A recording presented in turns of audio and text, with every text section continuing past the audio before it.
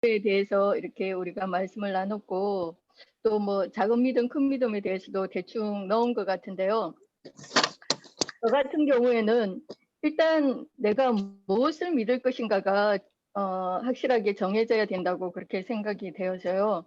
그러니까 내가 믿는 것이 무엇인지도 모르면서 막연하게 믿는 것이 그것이 그 거짓의 영일 수도 있고 예수의 영이 아닌 거짓의 영일 수도 있고 근데 그러니까 내가 확실하게 무엇을 믿을까가 먼저 정해지고 그러니까 이제 예수 그리스도 자체가 믿음이기 때문에 성경 속에 감춰진 예수 그리스도의 사역, 예수 그리스도 그 자체를 믿는 것이 우리가 바른 믿음이다 이렇게 생각이 되어지고요. 그래서 저는 그런 토대로 잠깐만요, 김정현님. 잠깐만요. 네. 지금 하우링이 많이 생기지 않습니까? 소리가 계속 끌지 않나요? 아니, 잘 나와요. 예, 잘 나와요? 예, 잘 나와요. 아, 그러면 제 것만 그러네요. 예, 알았습니다. 그런 토대로 예수님께 참 이만한 믿음이 없다 하고 큰 믿음으로 이렇게 칭찬을 받은 두 사람의 예를 저는 잠깐만 들어보려고 합니다. 그래서 마태복음 8장과 마태복음 15장에 나오는 백부장의 믿음과 또 수로보니게 여인이라 그러죠. 가나안 여인에 대한 믿음을 보면 이들은 예수님께서 이보다 큰 믿음을 보지 못했다. 그리고 네 믿음이 크다. 이렇게 그들의 큰 믿음을 이렇게 말씀하셨어요. 그래서 제가 볼 때 이들의 그 큰 믿음이라고 하는 것은 본인 자기 자신뿐만이 아니라 이 큰 믿음을 가진 자들은 반드시 다른 사람을 살린다는 것을 볼 수가 있어요. 그래서 우선에 마태복음 8장의 그 백부장의 믿음을 보면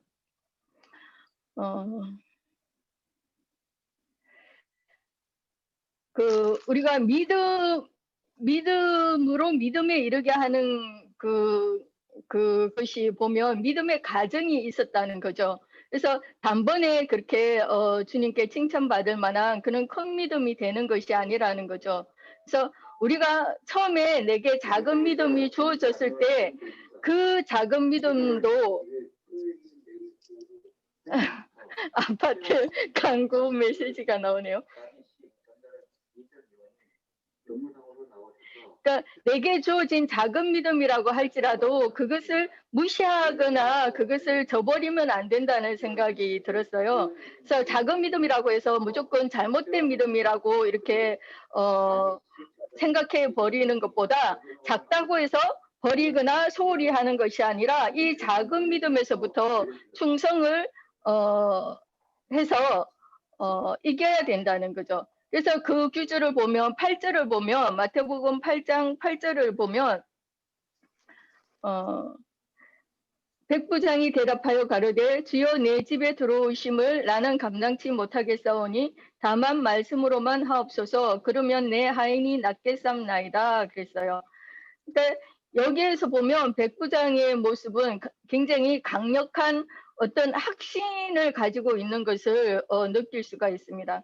그래서 이 백부장이 주님의 말씀 한마디만 해도 살 수 있다고 그렇게 강하게 이렇게 말할 수 있었던 것이 아마가 아니라 이미 자기가 그 말씀으로 자기가 선 경험이 말씀으로 자기가 살아난 경험이 있는 자이기 때문이라고 생각이 되어집니다. 그래서 위로부터 부어진 그 계시로 그 진리의 믿음이 강력한 확신으로 가질 수 있었던 것은 자기가 자기의 어떤 자기의 경험을 설명해 주는 그런 부분이 9절에서도 나오는데요. 9절을 읽어보면 나도 남의 수하에 있는 사람이요 내 아래로 군사가 있으니 이대로 가라 하면 가고 저대로 오라 하면 오고 내 정도로 내 정도로 이것을 하라 하면 하나이다 그랬어요. 백부장 자기도 질서상의 자기가 이에 있는 사람인데 우리가 인간적으로 질서 이에 있는 사람이 아래 사람한테 한마디만 해도 다 그대로 된다는 것이죠. 백부장은 그래서 전능하신 그 만왕의 왕이신 하나님의 말씀대로 자기에게 되는 것을 백부장이 먼저 경험했다는 그런 얘기를 하고 있는 겁니다. 그래서 인간의 질서에서도 사장이 직원에게 뭘 하라고 지시를 하면 그대로 하는데 하물며 하나님께서 말씀하시는 것이 나에게 어떤 말씀이 왔을 때 그대로 되어진다는 것을 설명하는 것입니다. 그래서 백부장이 말씀만 해주세요. 내 하인도 그 말씀 그대로 살아날 것입니다. 이렇게 말씀하는 거죠. 그래서 이 백부장은 제자들이 가르친 예수가 그리스도라 하는 그 내용을 믿었던 거예요. 우리가 지난 시간에 계속 나눴던 야다 그 경험에서 아는 그것을 알 수가 있는 것입니다. 그래서 13절에 보면 예수께서 백부장에게 이르시되 가라 내 믿은 대로 될지어다 하시니 글씨로 하인이 나으니라 했어요. 너의 그 큰 믿음으로 인해서 다른 영혼도 살아난 거예요. 백부장의 큰 믿음으로 인해서 다른 영혼이 살 것이다 이런 거예요. 그래서 그 또 같은 예로 보면 그 15장에도 보면 수로보니게 여인의 믿음도 나오는데요. 그래서 우리가 달란트 비유에서도 알 수 있듯이 믿음의 분량에 따라서 우리가 감당해야 할 우리에게 요구되는 그 충성의 일이 다 다르잖아요. 그처럼 믿음에 따른 그 소망의 내용도 다르다고 생각이 되어집니다. 그래서 28절을 한번 보면요. 이에 예수께서 대답하여 이르시되 여자여 내 믿음이 크도다 내 소원대로 되리라 하시니 네 소원대로 되리라 하시니 이렇게 말씀하셨어요. 그때로부터 그의 딸이 나으니라. 응? 그럼 이 가나안 여인의 소원이 뭐라는 겁니까? 오직 나만 사는 것이 아니라 다른 사람, 다른 영혼도 그러니까 자기 딸을 살리는 소원입니다. 근데 26절을 보면 자기 자신이 개였다는 것을 개였음을 인정하는 그런 가정도 있죠. 자기가 개라는 소리를 들었을 때 이 여인은 전혀 개의치 않았어요. 흔들림이 없었습니다. 그 당시에 개들이란 말은 단순한 그런 개를 말하는 것이 아니라 이방 사람이란 그런 지적을 한 것이죠. 그죠? 이방인이었던 네가 과연 이 떡을 자녀에게 줄 수 있느냐? 네가 먹는 것뿐만이 아니라 네가 먹는 것이 아니라 네 자녀에게 이 떡이 내려갈 것이라고 생각되느냐? 생각하느냐? 이 떡은 주님의 떡이지 않습니까? 근데 그 여인은 말합니다. 나도 개였을 때 주님의 상에서 떨어지는 그 부스러기 떡들을 먹으며 살아왔습니다. 이렇게 말합니다. 이것이 우리에게 공급된 처음에 적은 진리였고 적은 믿음이었습니다. 이 가나안 여인은 그 적은 진리, 부스러기 떡들을 그냥 땅에 묻어두거나 적은 것이라고 해서 뭐 뒤로 물러나서 뭐 침륜에 빠지거나 뭐 그런 자가 되지 않고 그 작은 것에서부터 다 충성을 했다는 것을 짐작할 수가 있습니다. 그래서 이 여인은 내가 먹은 이 떡을 자녀도 먹으면 산다는 강한 확신을 갖게 된 거죠. 그래서 이 여인과 백부장은 그래서 같은 공통점이 있다고 생각됩니다. 그래서 자기들이 먼저 살아난 경험이 실상이 되어진 그런 경험이 있었기 때문에 강력한 그런 확신을 가질 수 있었을 거라고 생각이 되어집니다. 그래서 목에 칼이 들어와도 포기할 수 없는 그런 강력한 확신이었죠. 자기가 먼저 그렇게 섰었던 일이 있었기 때문에 자기의 믿음이 실상이 되는 그 체험이 어떤 방해가 와도 포기하지 않고 물러서지 않았고 그래서 그 말씀으로 그 떡으로 자녀를 살렸습니다. 자기 하인을 살렸습니다. 그래서 내 믿음이 크도다. 그래서 네 큰 그 믿음 그대로 너를 통해서 나가는 그 떡이 네 자녀를 살릴 것이다. 그런 말씀이 되는 것 같아요. 그래서 이 큰 믿음은 기독교계에서 막연히 그냥 바라보기만 하면서 뭐 십자가의 구원을 외치는 그런 율법적이고 문자 그대로의 그런 막연한 인간적인 신념이나 사상에 붙들린 그런 종교적인 그런 믿음이 아니라 이제 거기서 나와서 그 영의 계시로 부어진 참된 믿음, 참된 진리를 소유한 자들이 그런 가지는 그런 믿음을 말하는데 이 믿음이 생명이 생명을 낳게 하는 그런 최종적인 큰 믿음이다 그렇게 생각이 되어지는데요. 이 백부장과 이 스로보닉의 이 여인은 그런 믿음을 가진 거라고 생각이 되어집니다. 여기까지만 할게요.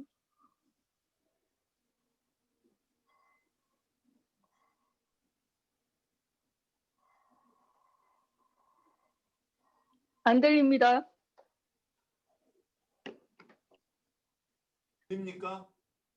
이제 들립니다. 네, 잘 들린대요. 자, 다음 어느 분이 여기에 또 더해서 받은 계시에 대해서 말씀해 주시면. 볼륨을 조금 올리세요. 예. 출력 볼륨을 조금 올리세요.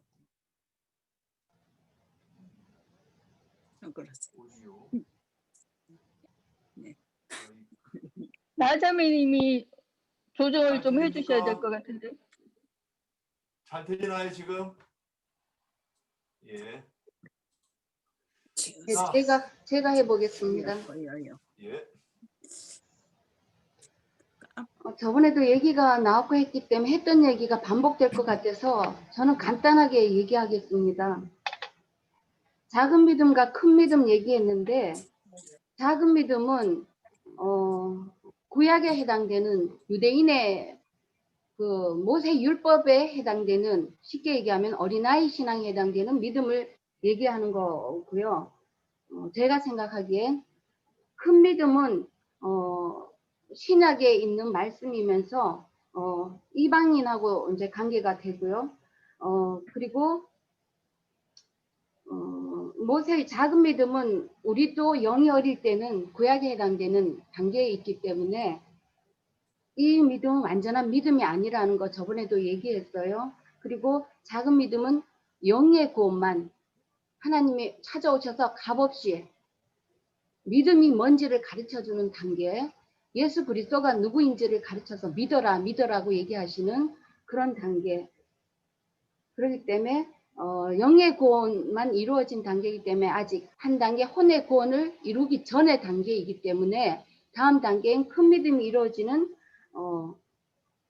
그리스도의 율법으로 넘어가는 이 법이 바뀌는. 그래서 우리들이 생각하는 것이 모세 율법으로 생각하는 거하고 영이 자라가지고 혼의 구원을 이루어가는 단계에서 그리스도의 율법이 뭔지를 깨닫고 가는 것은 천지 차이가 있습니다. 생각하는 게. 왜냐하면 큰 믿음은 예수 그리스도를 만났고 체험을 하고 그리고 단계 과정을 겪어서 이제 올라간 믿음이기 때문에 작년의 믿음이기 때문에 아까도 저기 옥경자매님이 설명을 잘 해주셨지만 마태복음 8장의 백부장 그리고 스로보닉의 여인의 믿음. 백부장은 사도행전의 고넬료를 얘기하는 게 아닌가. 고넬료와 믿음, 이방인의 믿음을 얘기하는 거잖아요. 그들은 표적과 큰 믿음을 가진 사람들은 표적과 기적을 보지 않아도 믿어요. 고넬료처럼 그렇게 백부장처럼 그렇게 믿음으로 그냥 스로보닉의 여인처럼 믿음으로 이 믿음의 뜻이 예수 그리스도를 생명으로 믿기 때문에 믿으니까는 우리 딸을 살려주시고 아까 그랬죠. 영이 눈을 뜨면은 생명의 말씀을 받은 사람이기 때문에 나도 살지만 남도 살릴 수 있는 능력이 나가는 거죠. 하나님이 그 능력을 부어주기 때문에 그래서 어린아이 단계에서는 반드시 자라서 20세 이상 자라서 작년의 단계인 혼의 구원을 이루어 가서 몸의 구원을 받아서 예수 그리스도와 함께 나타날 수 있는 그런 믿음에까지 나아가지는 게 우리들의 믿음이 아닌가. 뭐 몇 장 몇 구절은 계속 앞에서도 얘기했었고 많은 것들이 있고 그걸 찾자면 시간도 많이 걸려서 저는 간단하게 이래서 부끄러운 구원에 멈추지 말고 다음 단계인 그리스도의 율법 큰 믿음인 혼의 구원을 완전히 이루어서 아버지 앞에 아름답게 우리 모두 올라갈 수 있는 그런 믿음이 되었으면 좋겠다라는 생각에서 간단하게 저는 이렇게 짧게 말씀을 드렸습니다. 부족한 것은 다음 사람들이 해주시길 바랍니다. 이상입니다.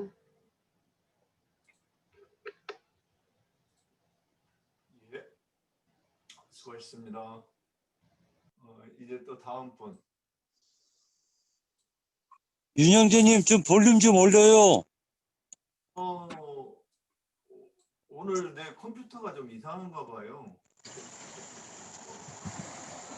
오늘 내 컴퓨터가 이상한가 봐요. 들립니까? 잘? 뭐가 문제지? 들리긴 들려요? 잘 들리면 손 좀 들어보세요. 아, 예. 제가 목소리를 높여야 되네요. 마이크가 멀리 있어서. 자, 다음에는 어느 분이 이어서 말씀해 주시겠습니까? 홍성수 형제님 손 들으셨습니까?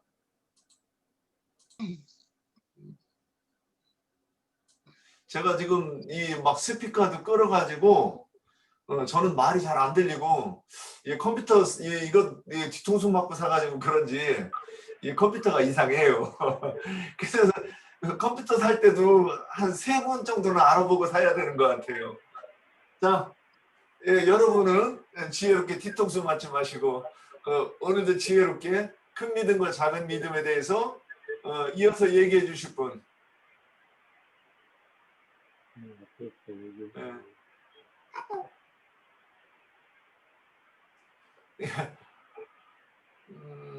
지금 말씀하실 분이 없으면 그러면 어디 홍영재님이나 박경식 형제님도 오늘 말할 저기가 환경이 안 되나 봐요. 그러면 제가 이제 그 지난 주간 그 일주일 동안 이렇게 묵상하셨던 것 중에서 한번 좀 말씀드려 보겠습니다. 아이고 이게 잘 들려요. 계속하세요. 예.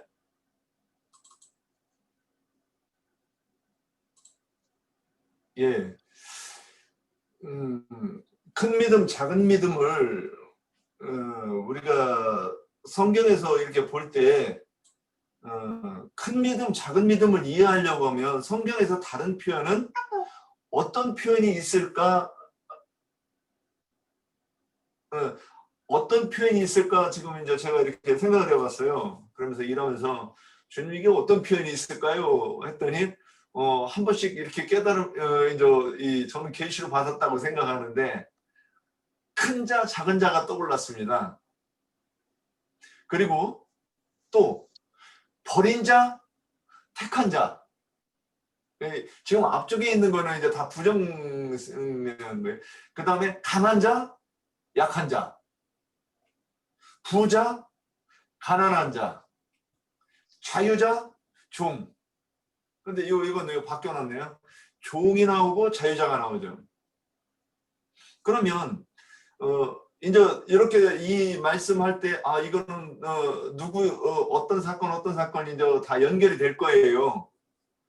저는 이렇게 보다가 그래서 요거를 또 이제 나영재님께서 자료 올려주신 거를 보면 구약, 신약, 옛 언약, 새 언약. 이게 지금 앞쪽으로 들어가면 다 그래서 아브라함이 처음에 언약을 받고 그 다음에 또 이 부분은 네, 빼고 자 그래서 이 말씀이 실제로 성경에서 어떤 사건으로 묘사한 사건은 무엇이 있을까? 많죠. 지금 여기 그 큰 자 작은 자 지금 했던 것 모든 사건이 같은 이야기라고 봅니다.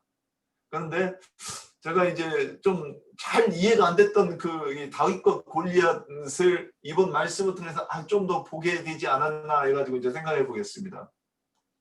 그래서 사무엘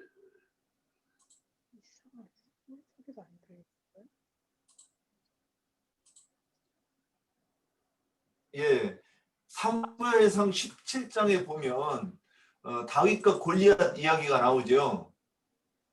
그런데 골리앗은 거인으로 나옵니다. 그리고 다윗은 상대적으로 굉장히 그러니까 사울의 갑옷과 투구를 입었는데 투구는 눈을 가리고 옷은 질질 끌리고 그러니까 이 작은 소년이었다고 얘기하는 거죠. 여기 묘사는 그렇게 해놨는데 하여튼 조금 큰 사람보다도 많이 적은 소년으로 묘사가 되어 있습니다. 그러니까 이게 큰 자와 작은 자가 지금 대비돼서 나온다는 거죠. 그런데 사람들이 보기에 그러니까 여기서 사람들이 봤다는 게 육신의 사람들이 자기의 눈으로 봤을 때는 골리앗이 강한 자고 큰 자로 나온 거예요. 그래서 골리앗을 보고 숨었어요. 그의 목소리만 나오면 혼비백산해가지고 바위 밑에 숨어가지고 어쩔 줄을 몰랐던 이스라엘 모습이 나옵니다. 왜 그러냐? 이스라엘 사람들도 육신의 눈으로 이 골리앗을 보았기 때문에 그렇게 보이는 거예요.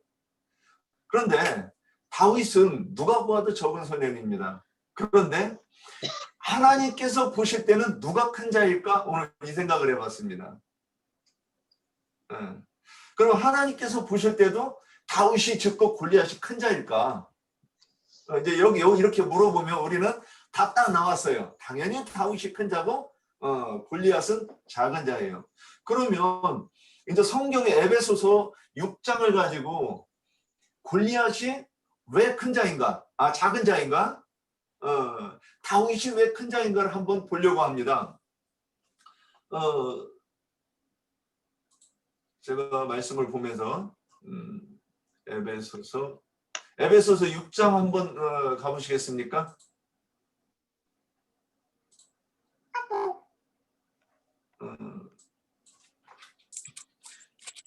에베소서 6장 11절부터일 겁니다.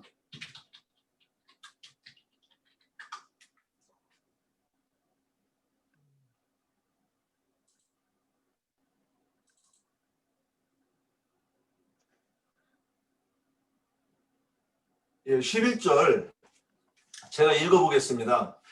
마귀의 간계를 능히 대적하기 위하여 하나님의 전신 갑주를 입으라.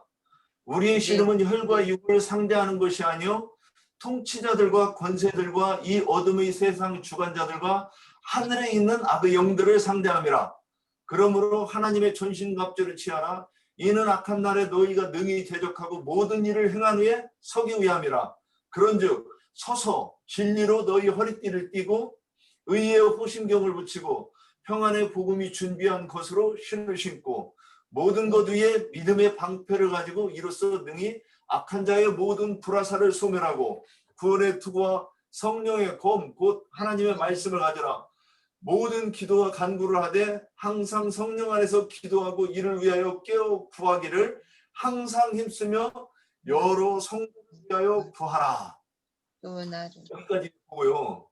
그러면 골리앗이 그 다윗이 물매 시내에서 물맷돌로 쓸 돌을 5개를 취했습니다. 그래서 그것을 골리앗한테 던졌을 때 잘 봐야 됩니다. 그런데 어린 소년이 물매로 던졌는데 참 놀라운 게 투구로 뚫고 들어갔어요. 투구로 뚫고 들어가서 이마 맞박에 박혔대요. 그게 이게 말이 되는 것인가? 저도 어렸을 때 저기 아랫집 왼수하고 돌팔매질을 해봤는데 돌로 맞췄을 때 안 들어가더라고요. 저는 그냥 갑옷 투구도 없는데 안 들어갔어요. 그래서 옛날에 그 성경 읽을 때 그냥 들어갔나 보다. 하나님의 능력으로 들어갔다 그랬어요. 그랬는데 다시 한번 이제 생각해 보는 겁니다. 그래서 이 골리앗과 다윗과 골리앗의 사건과 에베소서 6장을 연결하는 게 저는 오늘 이 며칠 내로 이게 연결이 되면서 아, 이렇게 푸는 게 맞겠구나 이제 이렇게 봤어요. 그런데 거기서 골리앗이 투구를 쓰고 나왔는데 뭐 흉배, 호신경 뭐 이렇게 나오는데 제가 이렇게 몇 가지만 볼게요. 투구는 에베소서 6장에서는 구원의 투구라고 하는 거예요. 그러면 이 구원의 투구로 골리앗이 썼을 때 골리앗도 자기가 구원을 받았다고 생각하는 거죠. 그죠? 그런데 그리고 자기는 바울이 예전에 자기를 생각할 때 어떻게 고백해 자기를 묘사할 때 어떻게 했냐, 내가 전에는 율법의 의로는 흠이 없는 자였어. 이 얘기는 뭡니까? 나 진짜 완벽한 신앙인이었어. 나 대단한 사람이었어. 옛날에는 자기가 스스로도 그렇게 생각했던 거예요. 나는 완벽한 신앙인이었고 진짜 내가 여러 연갑자들보다도 내 열심히 특신 났었다. 이 얘기는 뭐냐? 그들의 믿음은 내가 아래로 보았어. 이런 얘기로 보입니다. 우리 신앙생활 할 때 한때 그런 때 없었습니까? 다 나보다 아래로 이거 조금 극성스러운 사람이었어야 되는 거예요. 그래서 금식도 하고 매일 기도도 1시간, 2시간 하고 또는 성경도 매일 읽고 전도도 열심히 이 정도는 해야 이런 얘기를 할 거예요. 저도 한때 모든 사람이 내 눈 아래로 보였었던 적이 있었어요. 그런데 그때 제가 무슨 생각을 하냐, 나 믿음 좋다 이거죠. 그게 우리의 옛 모습이었고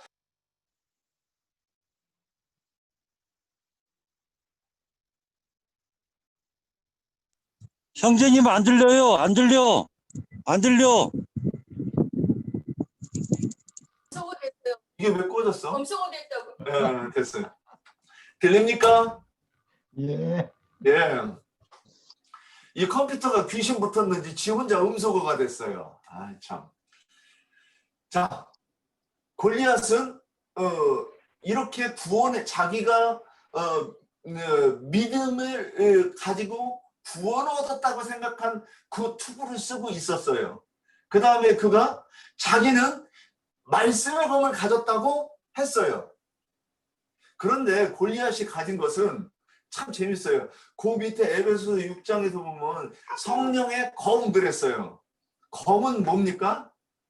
검의 특징과 칼의 특징, 도의 특징을 아세요? 칼이라고 하면 한문으로 하면 도예요. 도. 한글로 하면 칼. 그런데 도는 뭐냐? 날이 한쪽만 있는 칼이에요. 비슷한데 날이 한쪽만 있어요. 그 다음에 검은 뭐냐? 좌우에 날이 있어요.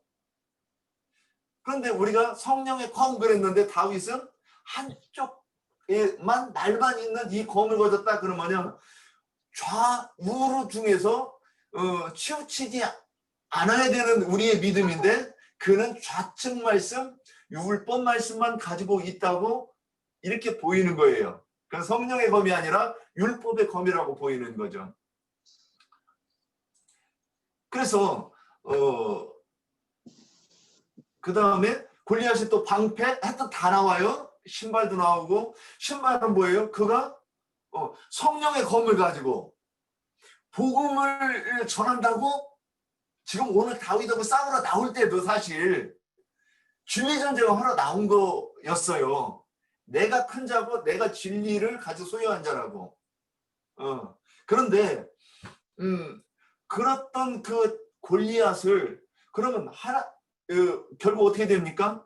다윗이 제가 이제 오늘 이제 계속 다윗이 시냇물에서 건진 이 물맷돌 5개가 무슨 뜻일까? 5이. 네, 그래서 예전에 이제 계속 묵상하고 있는데 음성이 딱 들려요.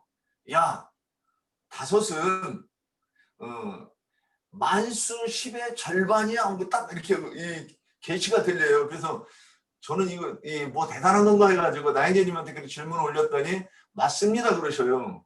그래서 내가 뭐 알았나 그랬는데 그래서 만수 다섯이 어쨌다고 그러니까는 아직도 뭐 아는 게 없네. 그냥 만수 다섯 그걸 오늘까지 가지고 왔었는데 그러면 그러면 골리앗이 이 전쟁에 나올 때 그는 칼을 가지고 나왔고요. 다윗은 골리앗과 싸우기 위해서 물매 5개를 가지고 나갔어요. 그렇다고 하면 이 물매가 무엇인가? 그럼 이 물맷돌이 성령의 검을 상징하는 거겠네. 이 생각을 했어요. 그럼 성령의 검을 상징한다고 하면 여기서 이제 그 성령의 검이 아닌 성령의 검을 좀 더 다윗이 들고 간 걸로 상징하면 왜 5개였을까? 그래서 이제 이거는 이제 요지에서 조금 벗어나는데 오늘 딱 이게 좀 이 계시가 온 건가 해서 한번 말씀을 드려봅니다. 모세가 쓴 성경이 그 모세 오경이죠. 창세기, 출애굽기, 레위기, 민수기, 신명기. 그러면 근데 우리가 사복음서와 사도행전까지 5권이죠. 그런데 구약 5권, 신약 5권. 그래서 이 5달란트를 구약 5달란트를 받은 5권의 말씀을 받은 사람이 새 언약으로 해석된 이 5권 신약 성경을 받았다고 얘기하는 것일까? 이 생각을 잠깐 해봤고, 그래서 다윗이 가지고 나갔던 것은 새 언약의 말씀을 가지고 다윗의 머리를 구원의 투구를 깨부시고 그 이마에 666 인이 박혔던 것을 깨뜨린 것 아닌가. 그러면 이런 사람이 큰 믿음을 가진 것이고 골리앗은 자기가 큰 자라고 생각하고 이 전쟁에 나왔지만 결국에는 진짜 강한 다윗, 진짜 큰 자인 다윗에게 패함으로 그가 작은 자였고 아직 진리에 이르지 못한 자라는 것을 설명하는 사건이 하나님이 의도적으로 그렇게 이 사건을 쓸 때 이 다윗과 골리앗의 전쟁하는 장면을 우리에게 묘사할 때 큰 자가 어떤 것이고 작은 자가 어떤 것인가 이 말씀을 하기 위해서 이 부분을 우리에게 기록으로 남겨주지 않으셨는가 이런 생각을 해보았습니다. 여기까지입니다. 자,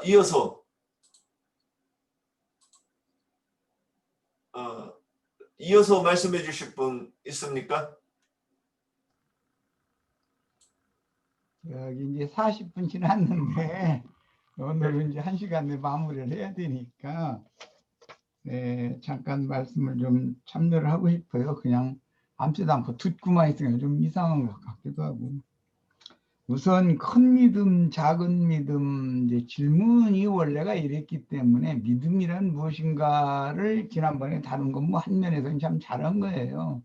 그런데 좀 지난번엔 2시간씩이나 하는 바람에 좀 지루했겠죠. 그런데 듣는 연습도 필요하기는 해. 듣는 것도 훈련이 필요하니까. 큰 믿음, 작은 믿음에 관한 것을 설명을 지금은 큰 믿음에 대해서 백부장과 수로보니게 여인 그 이방인들에게 이제 복음이 전수되는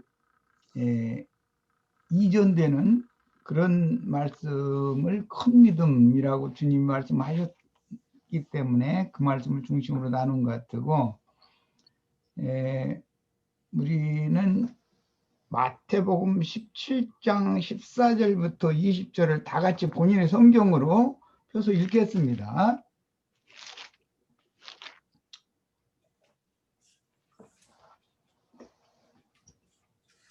자, 성경은 이제 어떤 성경은 단편적으로만 생각하시지 말고 읽을 때는 문맥의 흐름 전체를 파악을 하는 것이 참 중요한 거예요.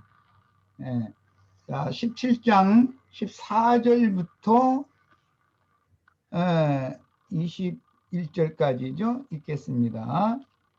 그들이 우리에게 이름에 한 사람이 예수께 와서 꿇 엎드려 이르되 주여 내 아들을 불쌍히 여기소서. 그가 간질로 심히 고생하여 자주 불에도 넘어지며 물에도 넘어지는지라. 내가 주 제자들에게 데리고 왔으나 능히 고치지 못하더이다. 예수께서 이르시되 대답하여 이르시되, 제가 줄여놓습니다. 믿음이 없고 패역한 세대요. 예수님과 함께 살던 그 당시 세대가 믿음이 없는 세대였었어요. 그런데 유대교 지도자들이나 지휘자들은 지금 자신들의 믿음이 굉장하다고 생각을 하고 있는 거거든요. 그런데 주님이 보실 때는 믿음이 없는 패역한 세대였어요. 자, 이제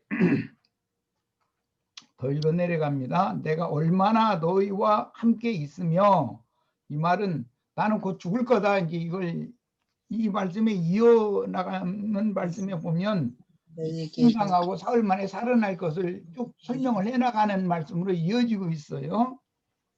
얼마나 너희와 함께 있으며 얼마나 너희에게 참으리요. 근데 믿음 없는 패역한 세대에 대해서 주님께서 지금 많이 참고 믿음을 넣어주는 말씀을 3년이나 지금 계속 했는데 아직도 믿음이 없기 때문에 답답하다라는 심정을 표현하시고 계신 거예요. 그를 이리로 데려오라 하시니라. 이에 예수께서 꾸짖으시니, 이 꾸짖은 것은 간질병을 하게 했던 그 악귀를 꾸짖으신 거예요. 꾸짖으시니 귀신이 나가고 아이가 그때부터 나으니라. 여기 나오는 그 간질병이라고 하는 것은 좀 나도 이제 약간 그런 축에 들어가는데, 성격이 너무 자기의 옳은 관념, 굳어져 있는 자기 나름의 믿음. 그런데 이제 그게 볼 때는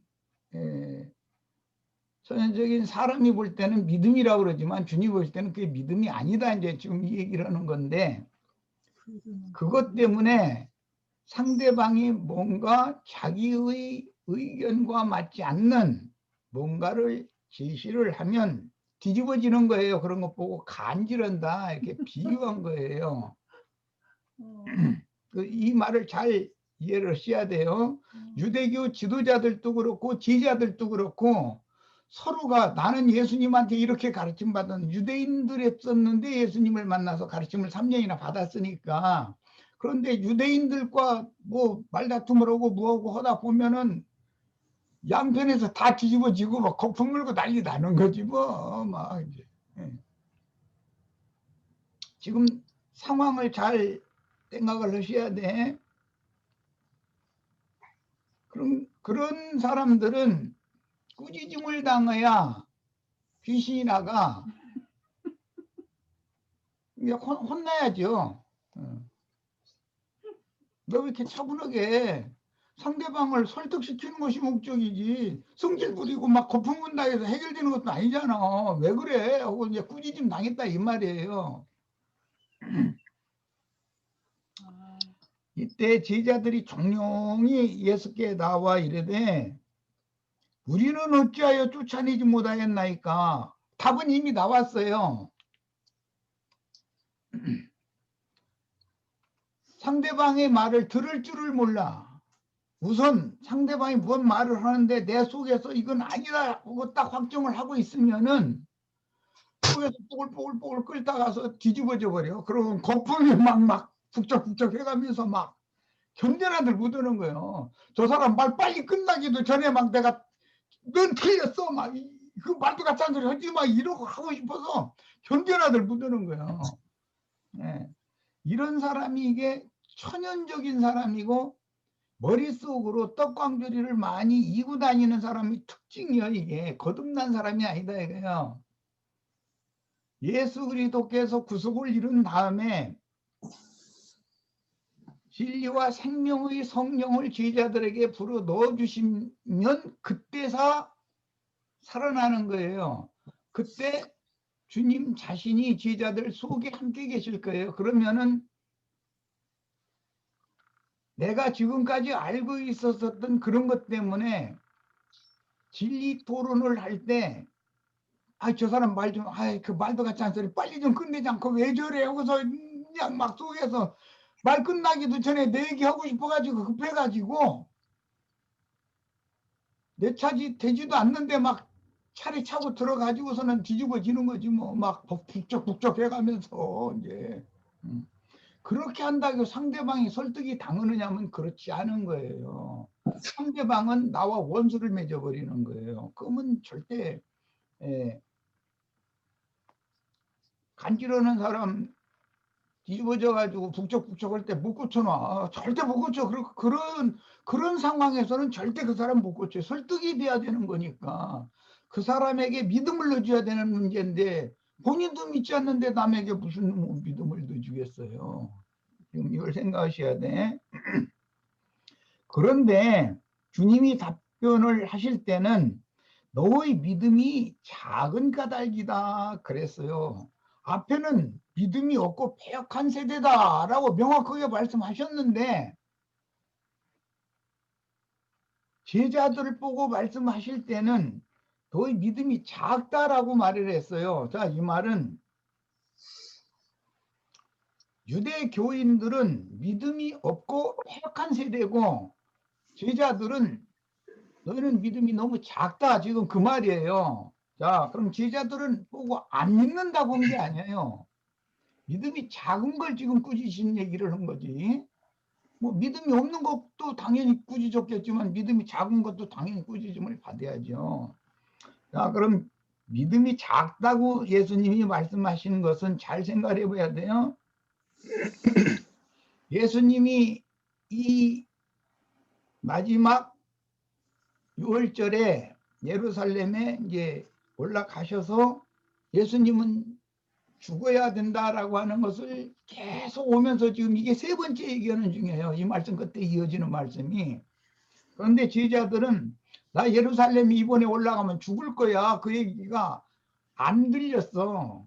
이미 두 번 얘기를 했어요. 그 얘기를 오시는 도중에 했는데 왜 안 들렸는가? 예수님이 이번에 예루살렘에 올라가셔서 왕이 되면 이스라엘 왕이 되면 내가 우편에 앉은 우편 자리 차지하느냐 네가 우편 자리 차지하느냐 속으로 예수님은 죽는 얘기하는데 뒷전에서 제자들끼리 서로가 누가 큰 자냐 이 문제를 가지고 싸움만 하고 있는 거예요.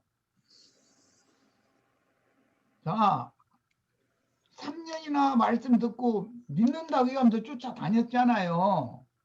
그런데 그 믿음은 인간적인 관념으로 믿는 믿음이지 구속을 이루신 주님이 생명을 불어넣어 주시는 믿음이 아니다 이거예요. 계시로 받는 믿음이 아니에요. 이게 유대인들은 아예 뭐 예수님 말씀을 들으려고도 안 했으니까 그건 믿음이 없는 세대고 악한 세대고 제자들은 예수를 믿고 따르는 자녀. 그런데 예수가 인간적인 이 세상 나라의 이스라엘 임금이 되면 이분 따라다니면 한 자리는 하겠다 이 생각을 가지고 있는 거예요 지금. 그러니까 이것은 믿는데 주님이 생각하는 주님께서 부어주시는 그런 믿음이 아니다 이거예요 지금. 이 문맥의 흐름에 대해서 잘 이해를 하셔야 돼. 너 믿음이 작은 까닭이니라 너희는 지금 인간적인 신뢰, 인간적인 관념 안에서의 믿음, 나를 뭘로 이스라엘의 왕위에 앉을 거라고 믿고 지금 따라오는 얘기예요. 그런데 그거는 신성한 믿음이 아니다. 거룩한 믿음이 아니다 이거예요. 지극히 거룩한 믿음 위에 자기를 세워라 이제 유다서에 보면 이렇게 돼 있는데 그건 신성한 믿음이 아니고 인간적인 믿음이다 이거예요. 그나마나 예수를 3년이나 따라다녔으니까 그건 굉장한 믿음이라고 볼 수 있죠. 유대인들의 입장에서 보면은. 그런데 유대인들은 예수님이 말씀하신 무조건 오고 안 믿고 자기네들의 율법사, 자기네들의 스승이 가르치는 말만 맹신하는 거예요. 그것은 완전히 인간적인 신념인 것이지 그건 믿음이라고 할 수가 없는 거예요. 그러니까는 그 유대 교인들 보고는 믿음이 없고 패역한 세대여라고 말씀하셨고, 제자들 보고는 너희 믿음이 작은 까닭에 간질병으로 뒤집어진 사람 못 고친 거다 이렇게 지금 설명을 해줬단 말이에요. 진실로 내가 너에게 이르노니 만일 너에게 믿음이 겨자씨 한 알만큼만 있어도, 이건 제자들 속에 예수님의 믿음이 겨자씨 한 알만큼만 믿음이 그 이제 신성한 믿음이에요. 지극히 거룩한 믿음. 그 거룩한 믿음이 제자들 속에 그런 신성한 믿음이 있었다면 이 산을 명하여 여기서 저기로 옮겨지라 하면 옮겨질 것이요 또 너희가 못할 것이 없으리라 이랬어요. 기도와 말씀 외에는 이런 유가 나가지 못하느니라 라는 말씀이 이제 21절에 있는데, 이 라틴어 성경을 참조해서 번역을 한 한글 성경은 없음이라고 되어 있어요. 그러나 이제 이번에 나온 개역 개정 성경에 보면 난하주에 21절 기도와 금식이 아니면 이런 유가 나가지 아니하느니라 이제 이렇게 번역을 했는데, 원은 기도와 말씀 외에는 이런 유가 나가지 않느니라 이렇게 말씀하셨어요. 자, 지금 내가 설명을 한 믿음이 없는 패역한 세대와 작은 믿음을 가지고 있는 세대와 지극히 작은 겨자씨 한 알과 같은 믿음만 있어도 태산도 옮길 수 있다고 하신 이 세 가지의 믿음에 관해서 잘 생각해 보시기를 바라요. 유대인들이 안 믿느냐? 그들도 믿는데 그들은 유대교의 교리를 본능에 따라서 믿는 거예요. 지금 제자들은 혼적인 관념으로 예수를 믿고 따르는 거예요. 겨자씨 한 알만한 믿음을 예수님이 넣어주셔야 되는 거는 이제 지극히 거룩한 믿음, 신성한 믿음. 이 믿음은 주님 자신께로부터 부어주셔야 되는 거예요. 그래서 구원은 그리스도 예수 안에 있는 믿음으로 구원을 받는다 이렇게 되어 있는, 항상 사람에게서 발언된 믿음으로 구원받는 일이 없어요. 그리스도 예수 안에 있는 믿음이 너희를 구원하였다. 늘 이렇게 돼 있어요. 네, 이런 말씀에 대해서 깊은 인상을 받으시기를 바라요. 자, 이제 그 다음에 오늘 말씀 중에 개에 관한 그 말씀이 나오죠. 수르보니게 여인. 성경에는 그 개라는 용어가 단어가 두 가지가 있어요. 유대 교인들, 불지각한 종교인들 보고는 개들을 삼가고 손활예당을 삼가할 때 사용하는 그 개들 얘기가 나와요. 그것은 부정한 짐승을 개나 돼지라고 유대인들은 통산적으로 생각을 했는데, 몰지각한 종교인들이다 이거예요. 몰지각한 목자들이란 말이에요. 그런 개들이 있어요. 그 대신 수르보니게 여인과 대화에 나오는 예수님이 자녀의 떡을 개들에게 던져주는 것이, 개에게 던져주는 것이 마땅치 않다니까 올뚝이다 많은 개들도 주인의 상에서 떨어지는 것을 부스러기를 먹나이다 이렇게 말할 때, 그 개라는 건 흔히 말하는 포악한 개가 아니라 애완견이라고 하는 특별한 용어로 사용할 때 사용하는 그 개예요. 이것은 부정한 짐승인 이방인이지만 주님이 보실 때는 애완견으로 보는 거예요. 사랑하는 개지요. 포악한 개가 아니고. 그러니까 이 개라는 용어가 다르다라는 거. 제일 중요한 것은 이방인들에게로 지금 복음이 이전되는 시기가 왔다라는 말이에요. 이게 이제 3년 예수님이 사역을 3년 반 만에 이제 마치기 때문에 사역을 마치던 해 하시는 말씀이에요. 그 전에는 이 이방 뭐 백부장이나 수르브니게 여인이 말씀을 믿지 않았어요. 예. 제자들이 믿는다 해가면서 그냥 건성 따라다니고 있었지. 이제 그들은 어떤 예수를 인간적으로 신봉하면서 예수가 왕이 되면 한 자리 하고자 하는 그런 관념적인 혼적인 그런 믿음으로 따라다녔어요. 그런데 이방인의 때가 지금 이제 온다는 거예요. 유대인의 구원이 이방인에게로 이전된다라는 것을 지금 암시하는 내용이에요. 이방인은 예수 그리스도께서 구속을 이룬 다음에 진리와 생명의 성령이 되어 주셔 가지고 이방인들에게는 성령을 부어 주시면 성령의 영감으로 믿어지는 거예요.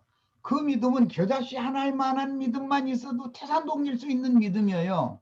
그러니까 이 시대적인 완악하고 믿음이 없고 패역한 세대가 믿는 세대로 이전되는 과정이다. 이걸 큰 그 흐름을 이해를 하시기를 바라요.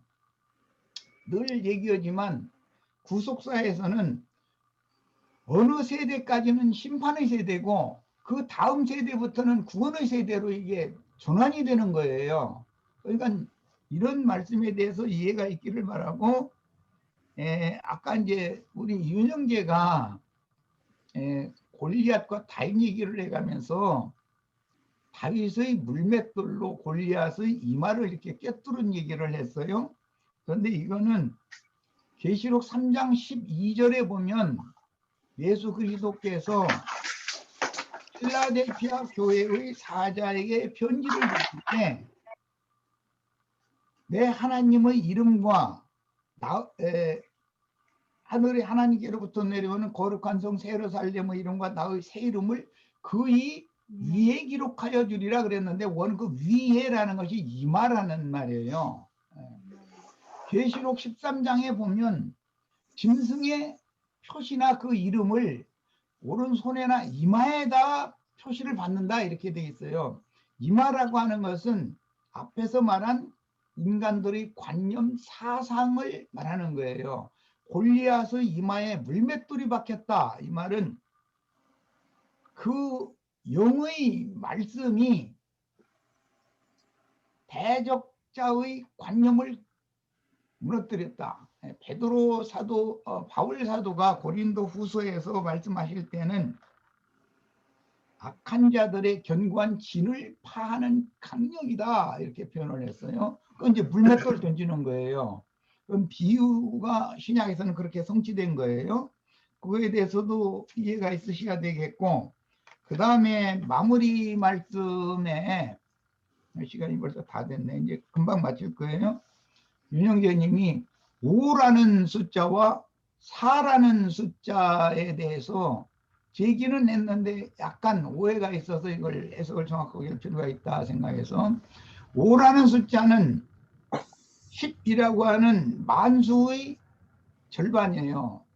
사람도 오른손가락 왼손가락 하면은 5개 5개 이렇게 만들어놔요. 팔가락도 오른발 5개 왼발 5개 이렇게 해가지고 짝을 맞춰서 열이라는, 실제는 이게 5과 5이 딱 마주치면 손뼉을 친다고 그러고 소리가 나잖아요. 이런 것처럼 먼저는 유대인들을 구원하시고 유대인이 때가 지나면 이방인의 구원으로 시기가 옮겨지는 거예요. 그래서 하나님은 온 이스라엘을 구원하는 것이 하나님의 뜻이에요. 왜? 하나님은 유대인의 하나님만이 아니라 이방인의 하나님도 되기 때문에. 그래서 5라는 숫자는 10에 대한 절반의 수지만 먼저는 유대인에게 나중에 이방인에게 복음 말씀으로 구원을 해요. 이것은 예수님이 이 세상에 오셔서 복음을 전하실 때 요단 동편의 광야에 많은 사람들이 따라왔어요. 그런데 예수를 따라오기 시작한 지가 사흘이나 됐다는 거예요. 이게 구약 성경에 광야길을 사흘길씩 인도하던 것을 실현하는 얘기잖아요. 그런데 그 많은 사람들을 굶겨서 보낼 수가 없어서 주님께서 너희 중에 뭐 먹을 거 갖고 온 사람 없느냐, 그러니까 어린아이가 뭐 물고기 2마리와 보리떡 5개가 있다고, 그러니까 그거 이리로 가지고 와라. 그런데 가지고 와라 해가지고 그것을 축사해가지고 제자들한테 나눠주고, 너희가 가서 50명 100명씩 앉힌 자리에서 다 나눠줘라, 그렇게 하셔서 다 먹고 5,000명이 먹었어요. 어린아이와 여자 빼고. 항상 개수는 어린아이와 여자를 빼는 거예요. 남자만 5,000명 먹고 나서 남은 것을 거둬라 그랬더니 12광주리를 거뒀다고 돼 있어요. 자, 거기 5라는 보리떡 5개, 물고기 2개 합치면 식물 전체는 7이 돼요. 그러지만 이 5개의 떡이 5,000명을 먹일 수 있게 됐다라는 것과 연결을 하셔야 돼.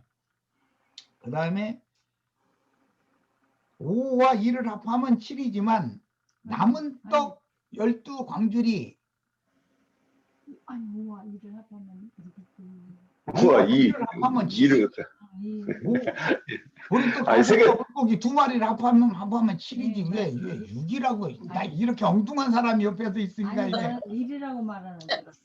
둘이 남아 2. 물고기 예. 2마리라고 돼 있잖아.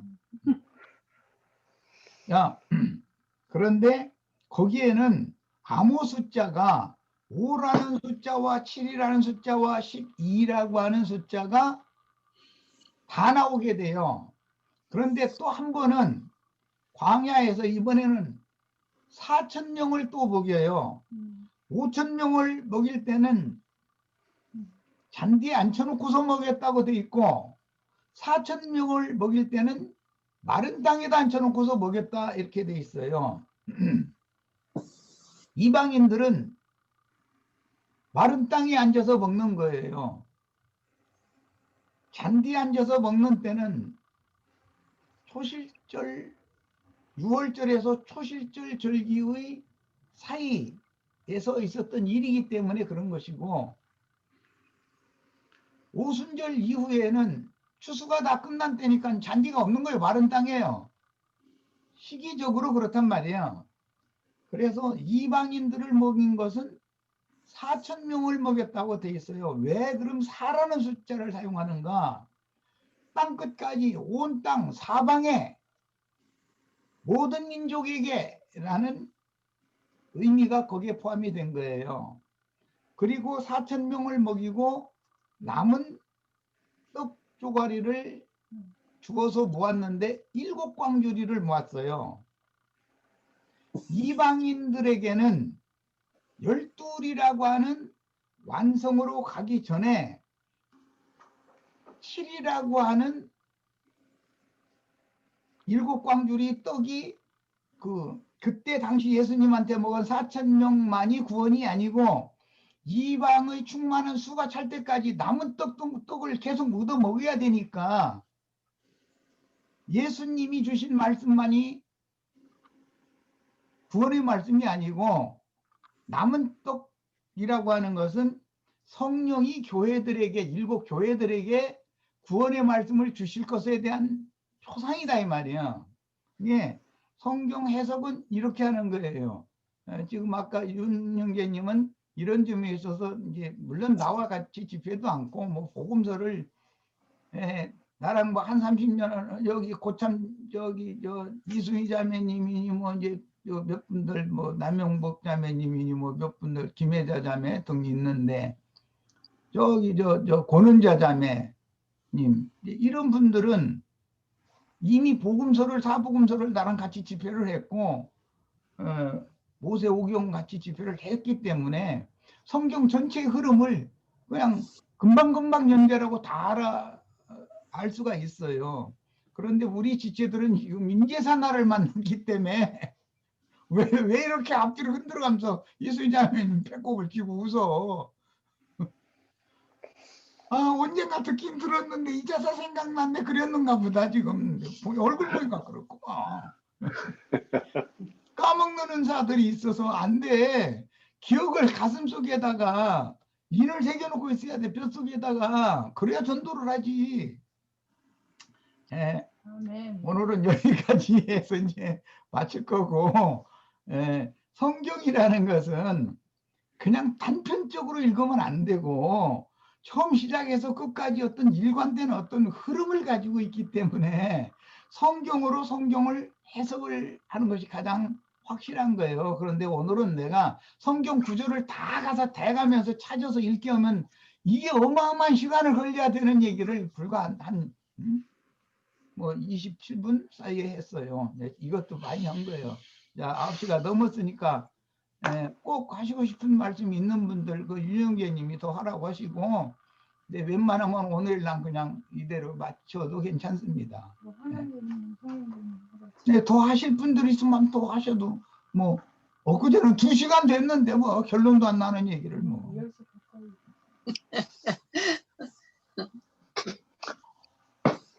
말씀하실 분 있으면 까지 했어요. 그런 거 꼰질르기 없기요. 엊그제 새벽 1시 반까지 했어요. 그 후로 또 한 거예요? 이야, 예, 계속 안 끝나고 새벽 1시 반까지. 대단해. 아이고, 대단해. 그런데 그렇게 하면 그런 열성을 주님이 다 보고 계셔. 맞아. 시간을 꼭 잡아야 근데 중요한 건 유익했슈. 이렇게. 하여튼 많이 유익했다고 봅니다. 안 싸우고 잘했슈. 네, 잘했어. 네. 자, 그러면 오늘 꼭 더 붙여야 될 말씀이 있으신 분 없으신가요? 또 하나, 둘, 셋 할까요? 그냥 여기서 마치는 걸로 하겠습니다. 수고하셨습니다. 다들 들어가시길. 입니다. 네.